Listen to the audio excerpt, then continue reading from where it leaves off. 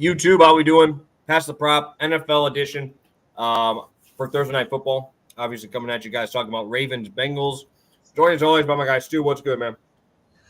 Nothing much. I mean, hey, this is one of the best primetime games we've had all season. And luckily for us, the only better primetime game it looks like we'll have in a while is our Monday Night Football game that we'll be talking about on Monday as well, with the Chiefs and Eagles squaring off. So good for us on the content side. You know, as much as we love betting, it's very hard to talk about the Bears and Panthers for an hour. I'm sure you guys know this, considering most people didn't watch that game. So it's much better when we actually have a great game to talk about. Two teams that we're going to see in the playoffs, two teams that we both watched a lot. Super excited to get into this game. And yeah, I think we got some really good bets today. Yeah, no, we even game like on Monday night, right? Shitty game. Obviously, turnovers galore. We've seen Dorsey lose his job there as well. Man, dude, scapegoat or what? Yeah, he was a scapegoat in the sense that they did not lose that game because of him, right? I mean, the fumbles, he wasn't out there doing that. But also, I think the thing that these data guys, that they put up all the stats, the EPA per play, look, it wasn't his fault. I think what they're missing is that there's a human element of being in a coaching staff, and you can lose control of your room, right? Those guys may not respect him. They may not respect the game plan and what's going on there. And that's the thing that I don't think is being accounted for on Twitter when people are freaking out, because clearly something is wrong with the Bills. I don't know what it is, and they need to change. So at the end of the day, even if this guy was a pretty good offensive coordinator, the stats, may back it up. I'm perfectly fine with moving on and trying to get a new name in that building. Yeah, that and like the last 4 games, right? They started out hot. Then like the last 4 games have been terrible. So it's like people are adjusting to you and you're already seeing it, switch up real quick. And obviously that's important in the NFL, especially with these defensive coordinators getting better. These totals I feel like are lower than ever before in these games. So it's like you got to adjust on the fly. And just because you got talent doesn't mean you can just rely on it. Because my God, dude, I'm sorry if you had Steph Diggs in fantasy on your Monday night, bro. I saw that guy who had that huge ticket to win like 35 grand or whatever it was. He put 150 to win 35 grand, 9K cash out. Bro, that's why I always take the cash out on one of those where you wait for a day, cash it out. If you want to bet on the other side, or just you got to hedge that shit heavy, because it's like, dude, that's minus 600 on Diggs to get 50 yards. It wasn't even close. Like it wasn't even close. And I think the reason they might have fired him was because, bro, how do you? I understand it. Like I understand logically behind it, but James Cook fumbled the ball 3 times in that game. One of them bounced directly right back into his hands.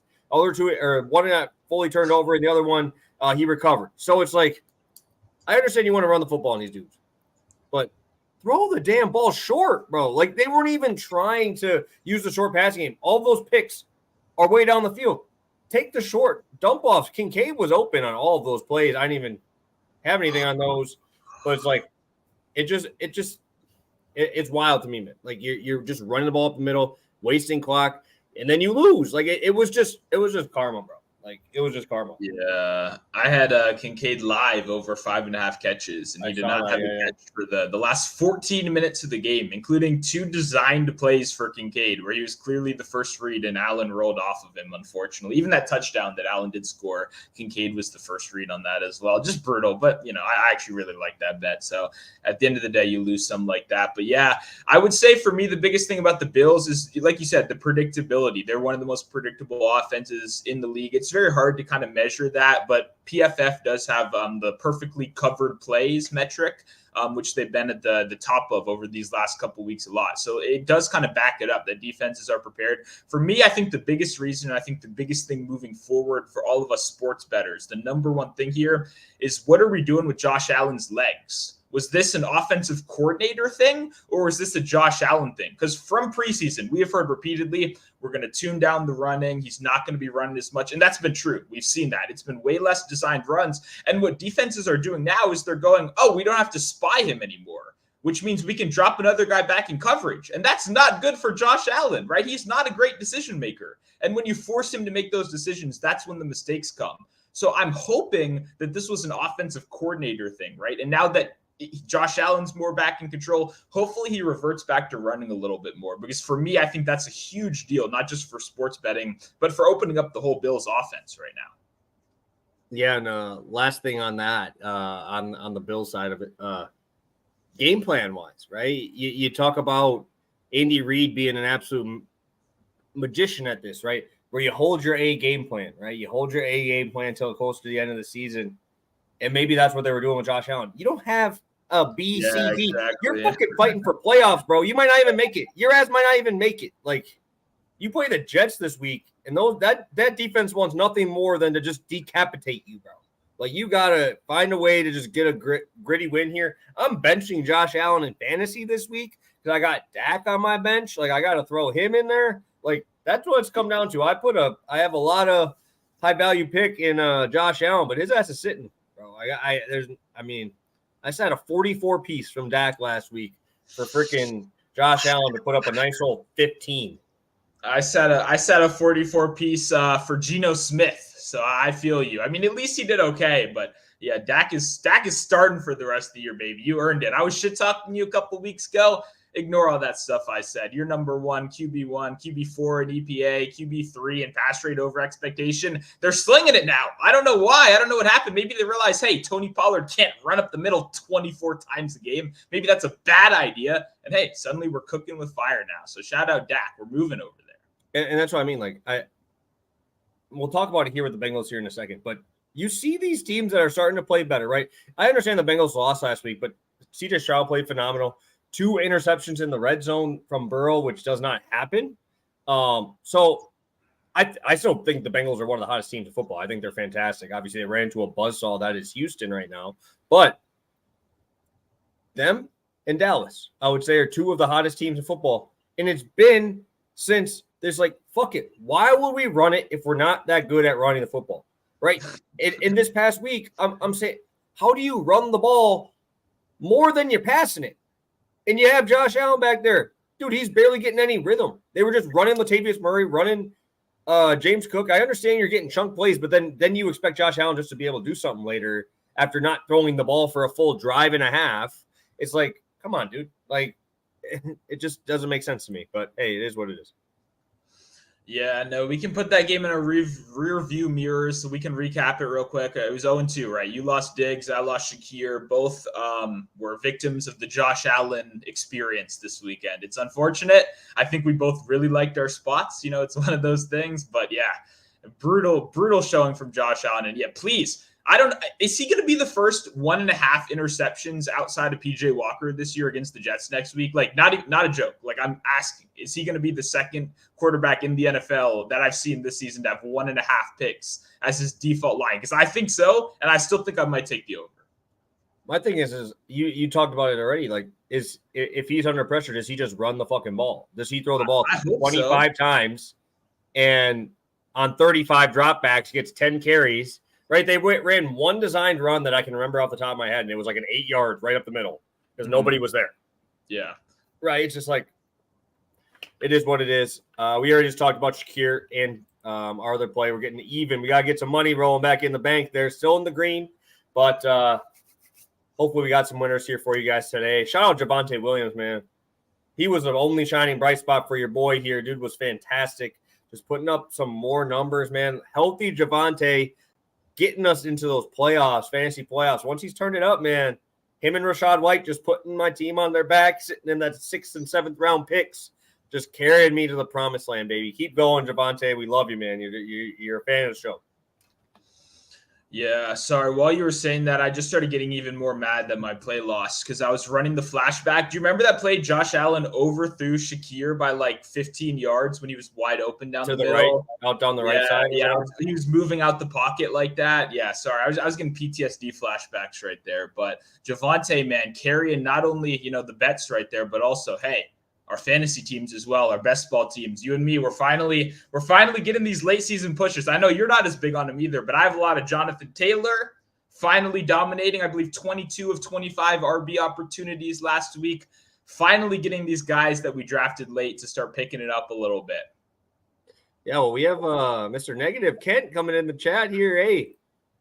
Hey, karma's a bitch, man. They lost. They lost because they didn't They just didn't use the underneath passing route. We literally just talk about what I'm going to talk about here with Joe Burrow and why they're being able to do those effective underneath routes. And hey, did I ever say Rashad White is amazing? He is so inefficient. I don't give a shit. Guy gets 25 touches a game, 25 opportunities. You give any running back that many opportunities, especially a guy who can get you in the receiving game, man. Like, Rashad, how many targets do you think Rashad White gets to be? Off topic before we get into this. Against the Niners? Playing the Niners. Oh, no, that sucks, though, because that's going to kill my number. I bet Rashad White 3 straight weeks. The Niners are going to juice the fuck out of that number. That's what I'm saying, dude. Yeah, let's see. 3.5 juice? No, it's got. I think it's 4.5.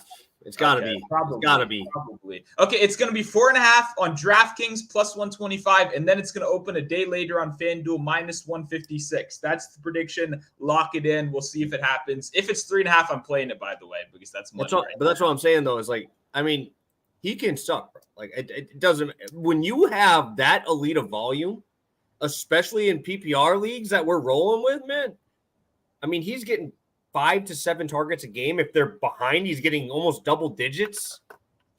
Even when he's getting 3 yards a carry, man.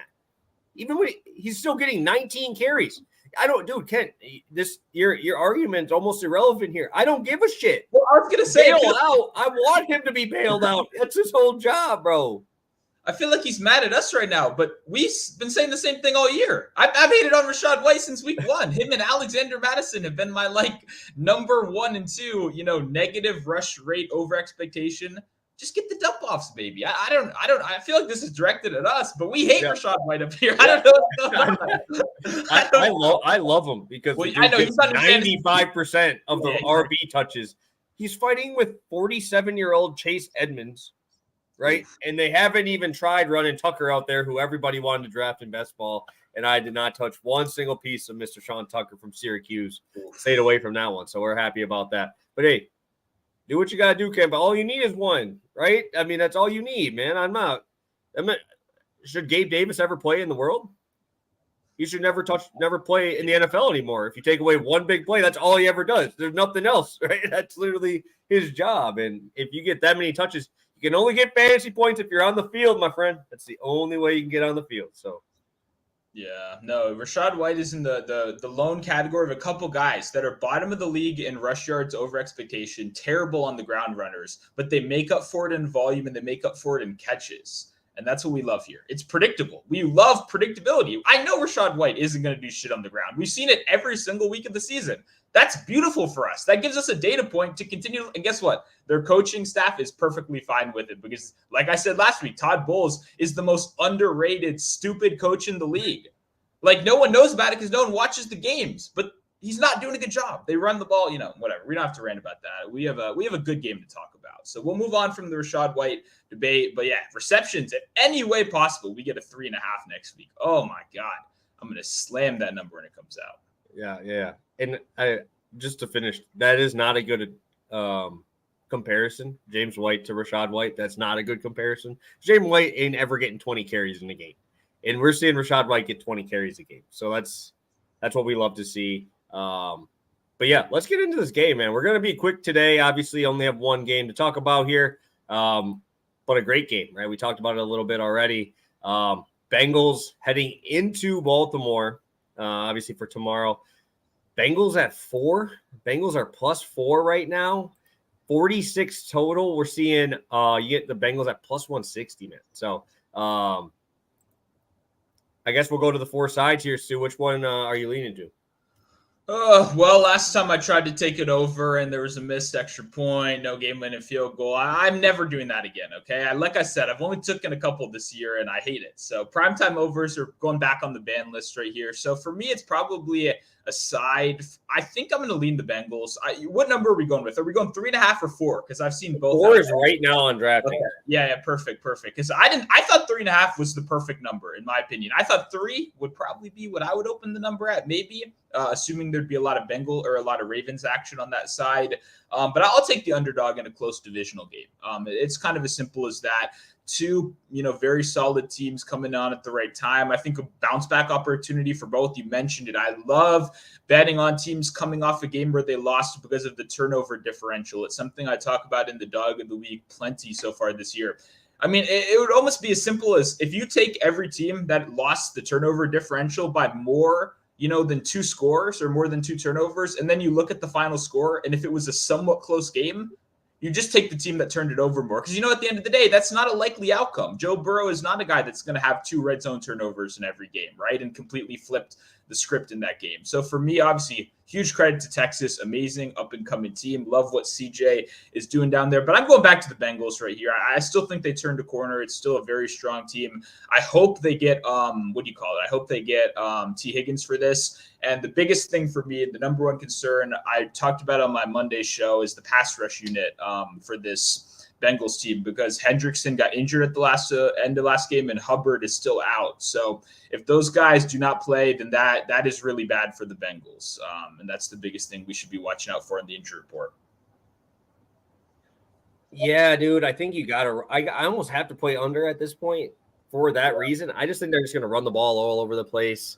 I think they're going to be long, methodical drives, and that's the reason why I'm going to have my play the way it is. And I also just hate that the Ravens, if they get a lead, man, they're just going to try to bleed the clock. I think they're going to know that. Maybe we get a couple big plays in there from Lamar. I think they could. But I think these could be long, methodical drives from both sides. I have not been – I know a lot of people haven't. I have not been impressed with the Ravens defense much, at least these last 3-4 weeks. Obviously, the Seattle thrashing definitely will bring those numbers into, make them look better. Same thing with the Lions thrashing. That just keeps continuing to look better and better and better. But in these games, they're giving up stats, right? And that's what I want. That's all I want as a prop better. I want stats. And that's how we're going to get them here. But I also think that the points are going to be hard to come by. So I like the under, but I do like a few of these stats on the overs because of what we've been seeing here from these second half. It's like second half collapses, bro. Like I said, Deshaun Watson had a broken bone in his shoulder, bro. And he didn't even do that bad against these guys. Obviously, they got a lot of hits on him, which is the reason why that happened. But I do think that I would lean the under, but I do like a lot of these props, and I'll be talking about one I like here shortly.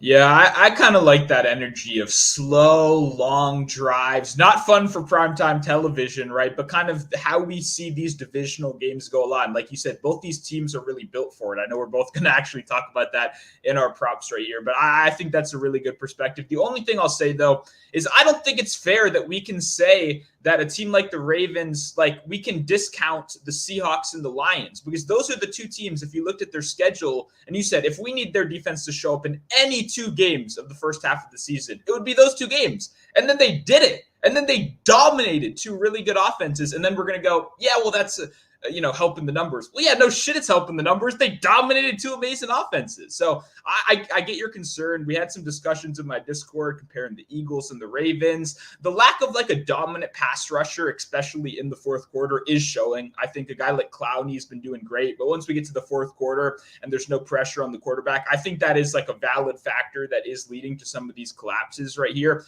But hey, we also got some studs like Kyle Hamilton, a rookie who just looks better and better every week, should probably be in the defensive rookie of the year conversation right there. So I just want to give a little counter that I agree with you. I see the exact kind of same perspective on the game, but I think we should be giving the Ravens credit because they did exactly what we would have asked them to do and way better than what we would have expected. Okay, let me rephrase that. I'm not scared of that defense when I'm betting props. That's a better way of saying it. I'm not scared of bet. Dude, when I see the Jets, I don't bet a prop on the other side. I don't bet a running back against them. I won't bet against the number 1, right? I just don't do it, right? Those are teams I'm not betting on it. It's an automatic cross off, right? I'm not like that with the Ravens. I'm not that worried about it. Which I guess I could have used scared in that wording because it's just an immediate, we're going to the next game. Here it is, whatever. But I'll go first since I don't have a 1.5 unit and you have the 1.5 there. So exactly what we were talking about there a little bit. I love what you mentioned about the second half because they've been just getting torched in the second half in the passing game. And what I really like, Baltimore, top 5 in points per game in the first half so far this year, which I really like. Because guess what? We just saw what Joe Burrow does in the second half of games when they're losing or it's a close game. He is chucking the ball around. Short passes, screw Joe Mixon. We ain't going to do that. We ain't going to mess around. I'm more worried about that running defense from the Baltimore Ravens. They're not letting anybody get anywhere, right? You're going to tell me that in a primetime game, the Bengals are going to try and establish a run on a team that they've never been able to do that against? I think that in these rivalry games, you got to know what your strengths are. You have to win this game, right? Obviously, you go back to the first time they played. I don't think Burrow was anywhere close to full health, and they only lost by 3, right? Which is very, very big for me to want to be backing Joe Burrow in this one because he hit that number against these guys already this year in that first game on one leg, which is pretty impressive, right? 27 completions in that game, right? And you go up against a lot of these spots, right? 20 completions to Deshaun Watson, who had that broken bone in his shoulder for 2 quarters. 2 full quarters he had that. So obviously that influences some things, right? Then you go against the Seahawks, the thrashing, I get it. But Joshua Dobbs with the Cardinals in his last game there, he hits it. CJ Stroud, first game of career, hits it. Joe Burrow on one leg hits it, right? I mean, then you talk about Tannehill. Then you talk about like all these guys that I don't even consider really quarterbacks, like good quarterbacks that I'm worried about at all. I think Joe Burrow is going to fly over this number, to be honest. He's number 3 in the NFL among guys that can get like end of the season awards, right? You could go in there and say Tyson Bagent, or if you want to use Aiden O'Connell, you could, or PJ Walker. But, you know, they're not going to be able to get those end of the year awards. So the guys are, the elite company is Bryce Young and Mac Jones. Those are the 2 guys with lower air yards per attempt than Joe Burrow. And I love that, baby, because guess what? Those 3-yard passes that Bryce Young is throwing to Adam Thielen, I'm getting those to Tyler Boyd, and I'm getting those to Jamar Chase, right? That's why you're more willing to do those behind the line of scrimmage passes. That's why you're more willing to do those crossing routes when you have elite guys after the catch, right? I hope T. Higgins comes in and plays. It's not even a huge factor to me because I think Jamar Chase and you saw Tyler Boyd just take a huge step last week in that game, just going for another 100 plus, 200 plus receivers last game. We got to see Irwin catch a touchdown in there as well. And he did all that, right? He did all that without even including a tight end in that game, dude. I think Irv Smith had like 2 catches. Like it wasn't even a factor, right? He was doing this to 2 guys like the whole game. 27 completions, and 13 of them go to Jamar Chase and Boyd. Then we have Tanner Hudson. That's the type of guys we're getting to complete these. That's how good Joe Burrow's been here. Keep tossing this ball around. I love that Baltimore's good in the first half. And I think that we're going to see the Bengals kind of fall behind here early, which I like. That is literally ideal. If you look at the Bengals so far this year on the road, this might be a spot to look at if you're looking to bet on these. On the road this year, the Bengals are averaging only 8.5 points in the first half on the road, which is awesome because I want them to chuck that damn ball around. So sign me up. I love it. I hope that they get behind early, and it's just Joe Shiesty, baby, throwing that ball around the yard. 40 attempts last game, and we still got to 27. Absolutely crushed this number.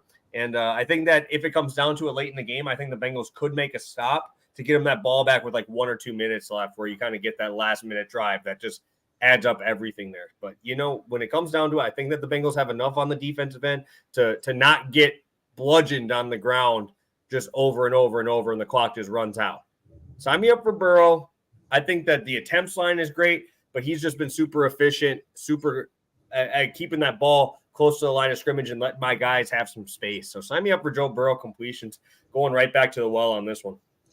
Yeah, no, I like this. And when you said earlier, you know, that you don't cross the Ravens defense off, for me, I do for running backs. You know what I mean? For running backs on the ground, because it's the number 4 team in the league in stuff rate, which is runs tackled behind the line of scrimmage. Last year, Joe Mixon led the league in runs stuffed behind the line of scrimmage. He's been a little bit better this season, but that kind of tells you the kind of matchup. And so I wanted to check, you know, how has Mixon done in this matchup over these last couple of years? One, he's only went over 15 carries once since 2019. He's only went over 60 yards once. And then when you look at the receptions, we got 6, we got 3, we got 5, we got 4, we got 1-0, and then we got 6 again. So that kind of tells you historically in this matchup, they love to dump it down to Mixon, and that makes a lot of logical sense. The stuff rate is really good. It's a very nice defensive line right there. By the way, the 49ers have had this lockdown for a while, but if Patrick Queen keeps getting better, this is arguably one of the best linebacker cores in football as well, if not the best right now. That makes it really hard for a running back to get things done, and that's just kind of adding on to what you said. I think they're going to be forced into passing situations, and guess what? We don't even care if they're forced into passing. They're the number one pass rate over expectation team in football so far this season. They actually overtook the Kansas City Chiefs a couple weeks ago back, and even my Commanders over there as well. They throw more than any other team in football in neutral game situations. Trailing would help that even more, but you don't even have to have that, right? They throw the ball a lot. That's where they're most comfortable. And like you said, I just don't think they're going to be able to comfortably run the ball in this game. Yeah, while I've been talking, T. Higgins has been ruled out. Not a huge concern for me at all, honestly. Kind of expected. And Giannis got ruled out for tonight. That's going to be fun to mess around with that. But I look back at the last 3 years, Joe Burrow playing against these guys. His lowest amount of completions in a game, 23. That's the lowest that he's gotten. We've had 37 completion games against these guys, bro. 37 for 46. Like, that's what I'm saying, right? I'm excited for this one. I think Joe Shiesty's going to come out and do his thing out here on primetime, baby. He always shows out primetime. Oh, yeah. All right, Stu. 1.5. I think this is the first one of the year for you on the show. Is that correct? Or was it NBA that you did? No, we had Michael Pittman earlier, I believe week 1 or week number 2, and we cashed that one very easily. And hey, we're going back to another 1.5 unit spot. Something that last week I said you're the king of these kind of combinations that, in my opinion, are almost too good to be true, that they shouldn't even be allowed. And this is one of those for me. We're going Mark Andrews to have 4 receptions, Lamar Jackson 25 rush yards, 1.5 units over on FanDuel for -120. If you followed me last week, I had Lamar Jackson 25 rush yards paired with Dalton Schultz 4 receptions, just because I got slightly better odds on that. And I was a little scared of those Browns linebacker core. Obviously, the Browns, one of the better tight end defenses in football, or just one of the better defenses in football in general. So I pivoted right there. Lamar obviously did end up cashing. Now we get a much closer game script right here. What I love about this, and I said it about your play, and I say it about a lot of these combinations, is I'm looking for guys on their absolute floor. I want guys to be able to get this on their worst night. And Lamar Jackson has only missed his 25 rush yards once this season. It was against the Cardinals, right? In a game where you don't have to run the ball against the Cardinals, guys. You don't have to put your $1 million quarterback his life on the line. You can pull out the C- playbook and give Gus Edwards 29 carries and let him get 4 touchdowns on 62 yards. And that's what they did. They got the dub right there. So outside of that one game, Lamar's hit this in every other game so far this season. One of those that, once again, this is priced at 320. Like, they're saying that this isn't, like, this, if I was running FanDuel, this would not be an available line. It would start at 40. And they do that to you sometimes. They block you out on those lower ones. That's completely what I would have done right here. Lamar has such a safe floor. No other running back in the league, or sorry, no other quarterback in the league has more designed runs than Lamar Jackson. Obviously, the floor is there. Now we have a great pass rush. Additionally, even if those guys are out, this is still a team that's been middle to above average in pressure rate because they have a spectacular defensive coordinator that is great at scheming up clever ways to get pressure on the quarterback. That's going to force Lamar Jackson out the pocket. You know what else is going to force Lamar Jackson to do? Check down to his safety blanket. Mark Andrews, 4 catches, another line that I cannot believe. Not only is this play, it's -240. Like, this is a regular parlay piece to them. Another line that I would have in the -300 to -350 range right here. Mark Andrews obviously leads this team in target share. We've seen Zay Flowers get off to a hot start to start the season. It hasn't been as pretty since then. I like Zay Flowers. I talked about how I'm a fan of him. He is not a traditional wide receiver 1. Why do we keep doing this? If anything, he's going to have to go in that Brandon Ayuk kind of path where they slowly develop that route tree. They exemplify what he does well, and they let him work into that wide receiver 1. He doesn't have the body type. He doesn't frankly have the size, the build right now to be that alpha wide receiver. And now you're going against a team that's going to go up to the line of scrimmage with some great young corners and say, beat me one-on-one, do it. And Zay Flowers can't. He can beat you in zone gaps. He can beat you in little holes in the scheme, but he's not going to beat these great corners one-on-one. I think Rashad Bateman, a sneaky guy to look out for. I think OBJ, while he gets injured on every catch, another sneaky guy to look out for. I think their longest receptions are both looks that I will be looking at very closely. But Mark Andrews is the guy that's going to eat up those short, over-the-middle, easy completions. And that's exactly what we want. Another thing I wanted to mention, too, if those pass rushers sit, Lamar Jackson sees the highest spike in ADOT when under pressure in the league, which is actually, the exact opposite. Or actually, I think he's the second highest behind Josh Allen, where a lot of quarterbacks, when they're under pressure, they dump it down. These guys chuck it deep down the field, right? Not always the best strategy in the world, but when you have an elite arm, you can make things happen. So I will say it's kind of good that even if there isn't those pass rushers in, right, that we know there are multiple different ways to get here. And Mark Andrews has clearly cemented himself as the favorite target. This is a Bengals defense allowing the fourth most targets to the tight end position so far this year. Like I mentioned, great outside corners. They funnel targets over the middle. I don't see this one not hitting. I want to go to 2 units. I want to go to 3 units. Like, I don't understand. The one thing that's holding me back is just kind of like you said before. I think it's going to be a slower game, lean towards the under, 2 pretty solid defenses squaring off. That's the only thing that's holding me back. But man, I love this combination right here. Yeah. And just to give a little bit of context, I know you gave out the target numbers, but Dalton Schultz was cooking down the field on these guys, had 70 yards on 4 catches. You go to Kittle for 9 for 149, 10 catches to Kincaid last week. So it's not like this is just like you had a spike week from someone and that really skews the data, right? That's just me looking at the last 3 weeks, right? The recent stuff, right? Where we've seen this Bengals team actually look good over these last 3 weeks. They've been getting torched by the tight end there. And obviously, I'm not going to say Mark Andrews is as athletic as like a Kincaid there, right? Who can run rounds like that. Dude, Kincaid, I think, is a wide receiver, bro. I truly just think he's a wide receiver. Yeah, I think Dalton Kincaid is evident. He can get 4 catches like in the first quarter. I thought you were going to hammer this thing. I thought you were about to just lay down the absolute wood on this thing at like 12-unit mega lock.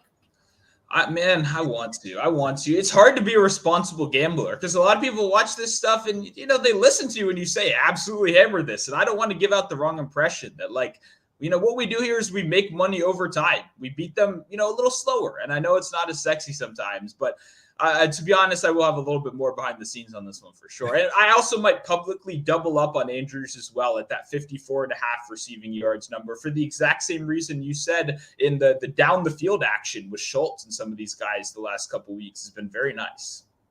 Yeah, and it's not like I think Schultz and him are kind of in that same build where they're not like super fast, but they are always open, bro. Like they're always find a way to be open, and it's almost like Jason Witten, bro. Remember that shit where he's just like running a 5.12, goddamn 40, and the dude's just open, and it's like how are you beating someone off the line on this? You're not even, and they don't even like touch. It's just like he's just running around. Like how are you open? And yeah, he's the king of 4-yard contested catches because he wasn't getting any separation on the linebackers, but you just throw it to your like 6'5" tight end over a 5'10" linebacker, and he'll catch it most of the time. It's only going to get you like 6 yards, but yeah, great for PPR fantasy league. Shout out Jason Witten, and hey, shout out Frank Gore as well, another fantasy player like that at the end of his career where he was just giving you those 4 yards every time. All right, a couple things in the chat, and then we can get you guys out of here. We got both of our plays out already. We're ready to roll.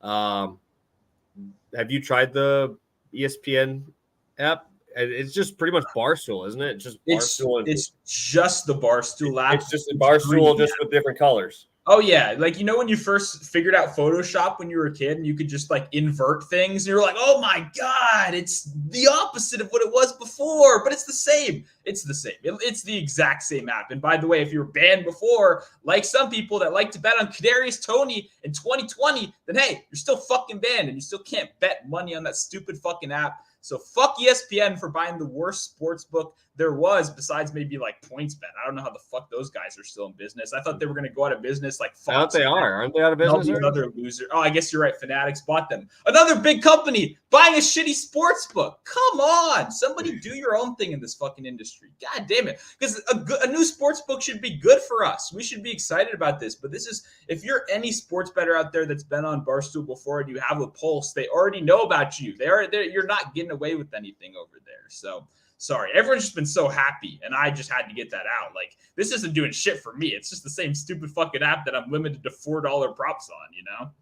Yeah, the only thing I can even look forward to maybe happening is maybe they just let me, while I'm watching, maybe I'm forced to watch like a show on Hulu or forced to watch a show on ESPN. They just have my bets up in the corner, and I can just upload them and not actually bet on their app, but just like Action Network, plug it and have it go up to the top, dude. That'd be the only positive from this happening. No, that's the worst part though. I follow the app lead on Twitter. He follows me too. That they have so much potential. He was talking, because I use the ESPN app every day. You know what I mean? Yeah. Some people have different ones. I use the ESPN app every single day. They're talking about the different innovations they can use. Like, I can't fucking use any of them. You fucking banned me 2 years ago before you even bought the app. So if the biggest sports company in the world is going to get in the industry, can we purchase a real sports book? Not these fucking phony losers that were trying to get drunk 19-year-olds with their parents' credit cards. Like, come on. God damn. Oh man, I don't even need to rant today, boys. I got Stu to do it on here. I'm usually good for at least 1 to 2 rants. I didn't even think I did one today. I think it's just because I'm going to throw this in there because it's a Wednesday show. Kevin Knox, another 28 minutes last night, just putting up numbers. Double digits, 3 straight games. Bro, he's hot, man. Dude, the worst part is, all right, I got to get off tangent on here, and then we'll get to the last question. I lost my Isaiah Stewart bet last night because of Kevin Knox. That's the worst part, is how much I love that man. He was playing so well that he kept my guy that I wanted to play off the court. That it hurt. It hurt because I'm such a because I'm a stand for him. Can you even bet on Kevin Knox? Like, have there been? No, they won't. I've been looking for him. I've been looking for their props, and they won't give me anything. And he's getting 12 to 16 points these last couple nights without Duran.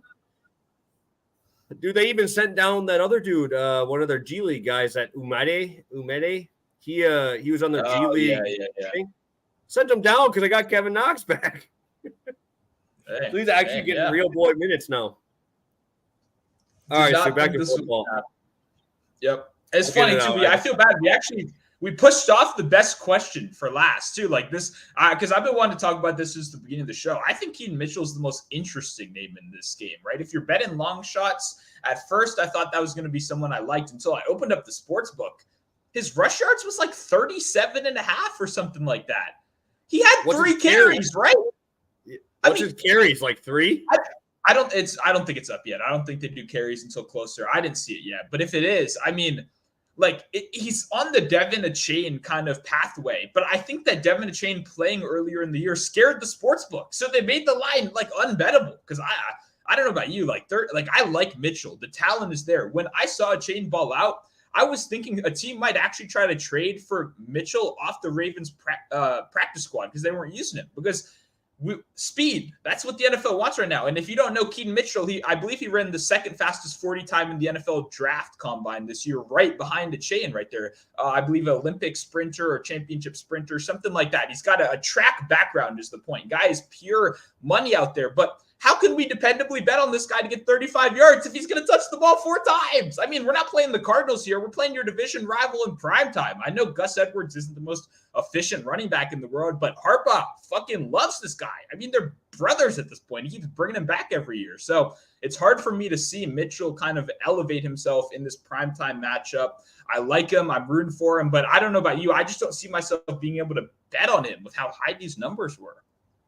Yeah, they learned, man. They learned because, I mean, I think it was Griffey Betts, right, who was on here for one of our shows, and the dude was betting at like 1,300 on A-Chain to get 100 and a touchdown that one day, and it was happening consistently, and they were still giving it at 13-1, right? And it's tough because when you get torched like that for 3 straight weeks on a dude barely touching the ball, you see it again, and you're like, oh, we know the drill. We know the drill. Yeah. I just checked. I'm not even lying. It moved down one. It's 36 still, though, for Mitchell. Longest rush is 13.5 as well. If anything, that's obviously where you'd want to go. But, man, like, there's not, I'll tell you this, there's not value there. You're not early to the party, right? I mean, that the buy low window has slammed shut.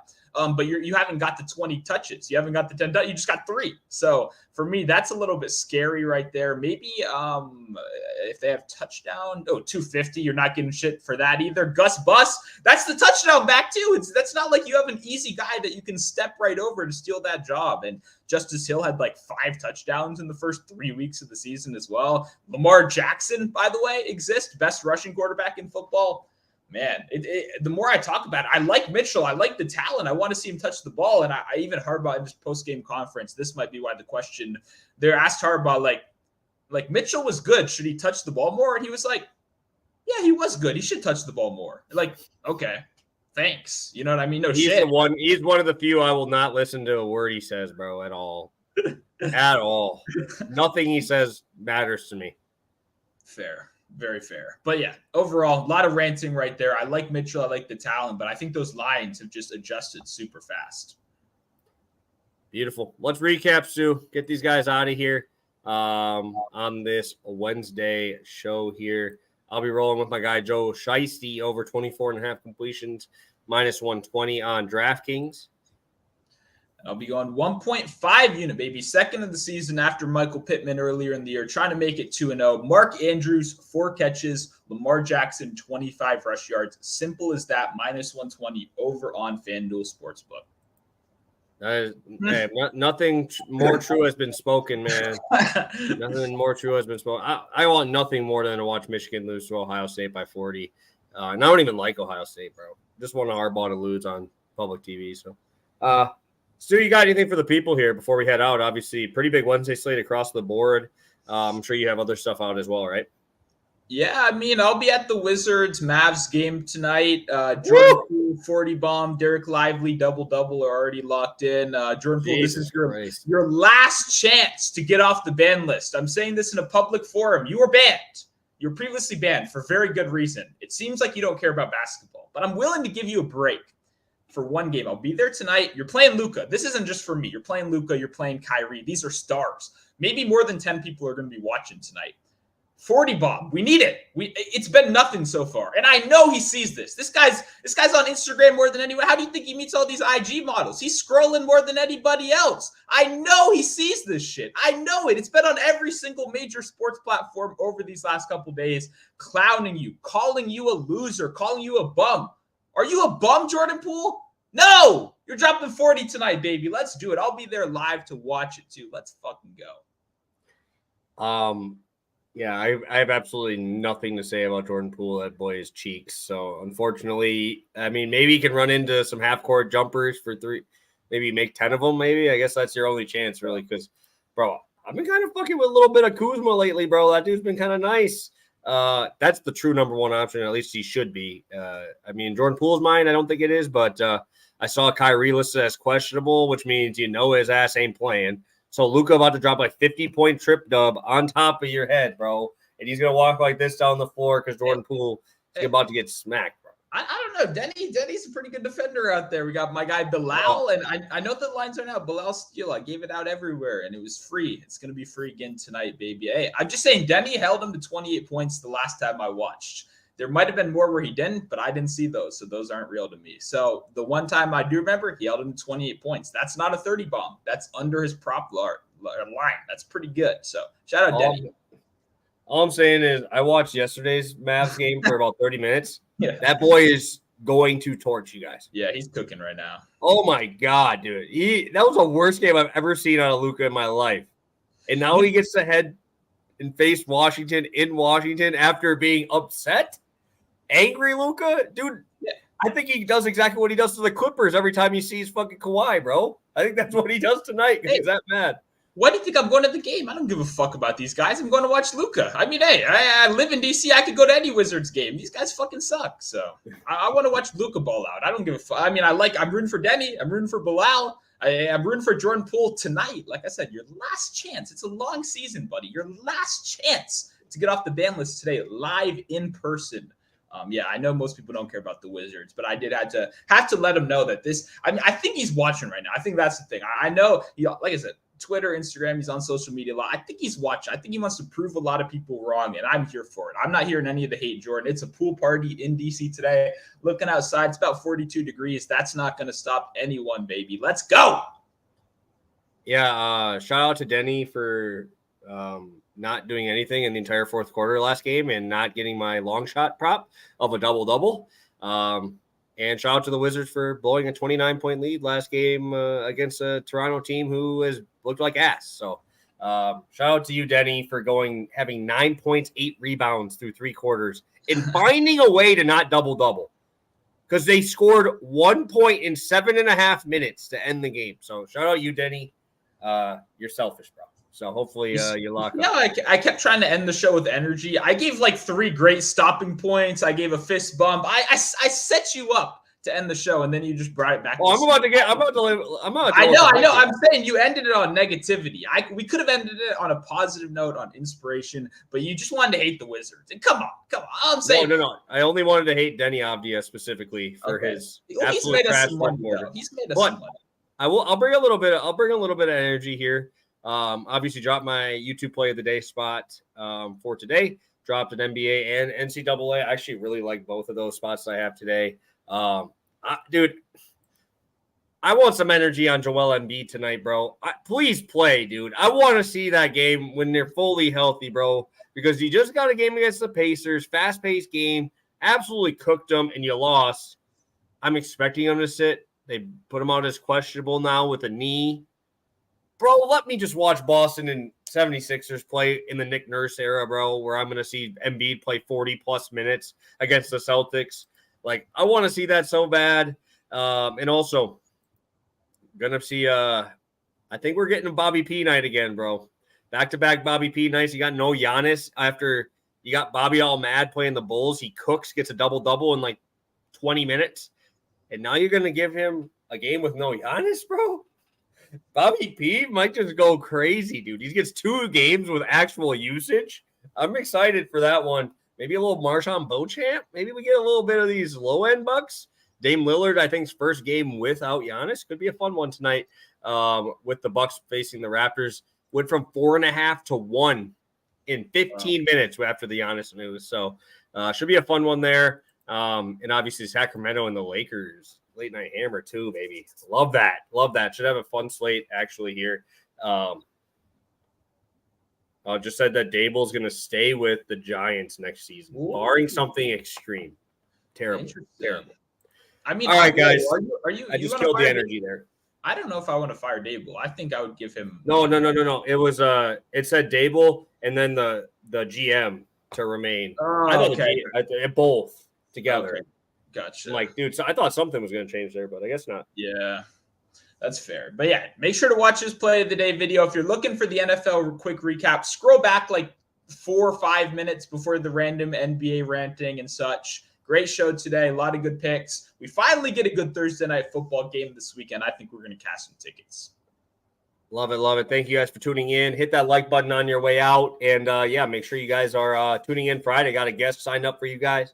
Should be a good show. So have a good one, guys, and best of luck tonight on all your bets. And hopefully we can sweep this Thursday night football game.